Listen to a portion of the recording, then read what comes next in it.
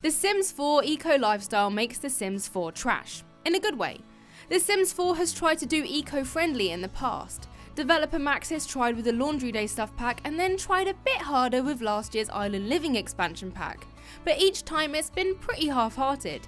The Sims 4's latest expansion, Eco-Lifestyle, appears to give us exactly what we've been waiting for. If you wanted an eco-friendly pack, that is. If you wanted an Industrial Revolution pack, then this is also for you, but not how the Sims team is expecting you to play it. It's down to VG247's resident eco-warrior and vegan to take it for a spin. That's me, by the way, Alice LIGUORI. I'm the eco-warrior and vegan. I'm also a massive Sims fan, though less of a fan of the new Mac makeups that have been added in this recent patch, but that's neither here nor there. We can forgive them because they've added ladders and free window and door placement. Oh, and firefighters. If you enjoyed today's video, why not subscribe to VG247 and give this video a like? I've heard that if you like today's video, you're less likely to be forced to walk around with a paper bag on your head like this guy. It's not confirmed, but I think it's worth testing it out just to see. The new town of Evergreen Harbor is where you can see the new effects of this pack. From the map view alone, you can see the new Eco Footprint mode, where you can view the state of environmental effect for every neighborhood in the town. Like most other worlds, Evergreen Harbor comprises of a few different neighborhoods: Conifer Station, Grimm's Quarry, and Port Promise. When you boot the game up for the first time, each of these neighborhoods is at a different level of eco-ness. Conifer Station is neutral, Grimm's Quarry is green, and Evergreen Harbor is industrial. These three neighborhoods not only look different on the map, but they also look significantly different when you visit each of them. Breathing down a gulp of air in each neighborhood will yield different results. If the area is industrial, expect your sim to be uncomfortable and have a coughing fit. Nasty stuff. The new world brings 15 new lots, although 3 of them are taken up by a new lot type, a community lot. More on those later. And 2 of the lots are apartments. I know, we've not seen them in any world since City Living, and that was nearly 4 years ago. It makes complete sense, and it made sense to have them in the Get Famous expansion too, but never mind. Better late than never? Overall though, Evergreen Harbor is bloody lovely and looks gorgeous when you play it. The neighborhood designs are so different from one another, which makes this world such a breath of fresh air. It really sets this worlds apart. Get it? Because it's not like other worlds? No? Okay. This new eco footprint can be seen in all worlds apart from Strangerville and the destination worlds, although annoyingly none of the other worlds have any areas that are industrial. They're all eco or neutral. San Myshuno from City Living would have benefited loads from an industrial area to make it feel even more city-like. But that's partly what's great about this. The world of The Sims 4 is no longer constantly perfect, it's being turned on its head and it's being trashified. If you want it to. And it's about time The Sims 4 gave us some proper consequences. Some parts of Evergreen Harbor, like the apartments, will change as the environment gets better or worse. The eco footprint can be turned off in the settings menu though, so if you're not into that aspect of it, perhaps the build and buy items are more for you, just turn it off. Nearly every decision you make will have a direct impact on the environment around you, and that often includes your bills. Some of the options you can choose in build and buy will now change the level of eco-ness in your home, right down to the flooring and wallpaper. Some still have no impact, but it's a good way to get your town to either one of the ends of the spectrum this way. Make a trashy industrialized town or make a clean green city. It's a really interesting take on things that were otherwise mostly unimportant. Some flooring will even increase or decrease your risk of having a fire or flooding, and most importantly, some wallpaper and flooring can decrease the bills your household gets. The new build and buy items and fabricated items that you can access through the debug menu if you're impatient are so fun, so cute, and some of my favourite pieces of furniture I've seen in The Sims 4. From the A-OK Bloomer vertical garden to the tail of a living pagoda and everything in between, there are some really beautiful pieces of furniture that you'll be able to work with in almost any build. Plus, if you go dumpster diving, you might end up grabbing some iconic Sims 1 furniture like the newbie's dining table set and TV.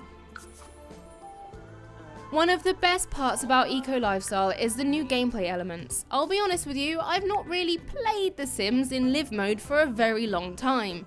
I've turned into a builder. I'm not a very good one, but there's a lot more to explore with building than there is with actual gameplay. For me, anyway. The best thing about the game is there are so many ways to play The Sims and it differs for everyone. However, playing with this pack on live mode has made me want to return to live mode again. The community around you aren't just annoying f***s who try to poison you with fruitcake or get offended when you tell them to leave.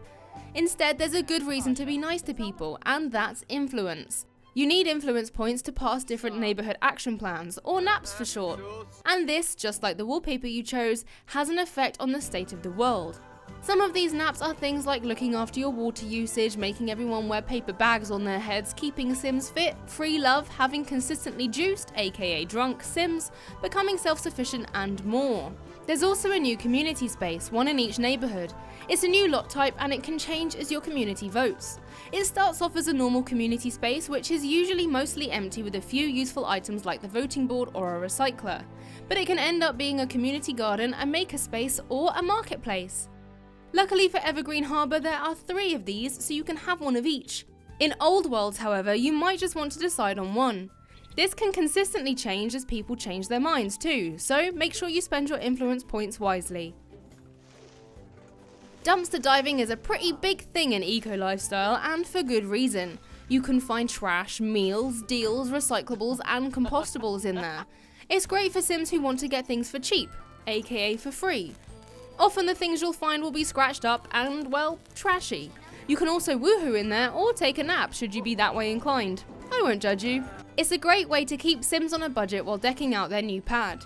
It's also a great way to no longer buy new things and reuse and recycle old things. Hey, it's almost like trash can be eco-friendly. If you're a fan of the Rags to Riches challenge, these dumpsters are gonna be your new lifeblood.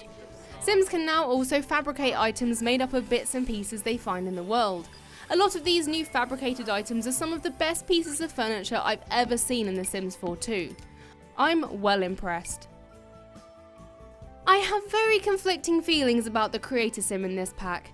I love the new hairstyles, the new piercings and the new stretcher plugs, but I really hate some of these clothes. I'm not even bothered by the fact they look handmade. That's great, but a lot of them only really look good on slimmer Sims, and that isn't cool. And honestly, I don't like any of the tops for masculine Sims. Maybe that's meant to highlight the fact that these Sims are here to make the environment a better place and not their wardrobe. Either way, you can still save the environment and look good doing it. I feel like the Sims team has leaned in on the whole hippie thing a bit too much. Create-A-Sim isn't all bad though. There are great kids clothes, unheard of in Millennial Simulator, The Sims 4, and the new traits and aspirations fit really well with the pack. The new traits are very me, very vegan, and very eco-friendly. And I think that's why I like them. Green Fiend and Recycle Disciple are so Alice LIGUORI it hurts. Green Fiends are happiest when living on an eco-friendly street, and Recycle Disciples get off on recycling. I mean, not technically, but they do bloody love it. The Freegan trait means Sims get better treasures when dumpster diving, and the Maker trait means they're happiest when making things. This could be making anything using the Fabricator, Candle Maker Station, or by juice fizzing and woodworking. There's a new civil designer career and a new freelancer option, Crafter. Both of these encourage your Sims to make their world a better place. And the 2 new aspirations follow both of these careers pretty closely. There's the Master Maker aspiration and the Eco-Innovator aspiration. Great if you want your Sims to go down the greenest route possible, less great if you'd rather go down the industrial route. It's hard to judge with just a day or 2 of the pack if this has a lot of replay value. However, from what I've seen and played with so far, I think the answer is yes. That can be from save file to save file or from world to world, making some worlds full on trash towns and others eco havens. There's so much that can be done each time. Some of the naps might get tired, lol, good joke, or boring after a while once the novelty wears off. But for the most part, having a pack that allows you to change so much with your own hands that has so many different effects on gameplay is really great. Ever since the Strangerville game pack, I've been hoping for a pack that is more substantial, where you feel like you're making a difference.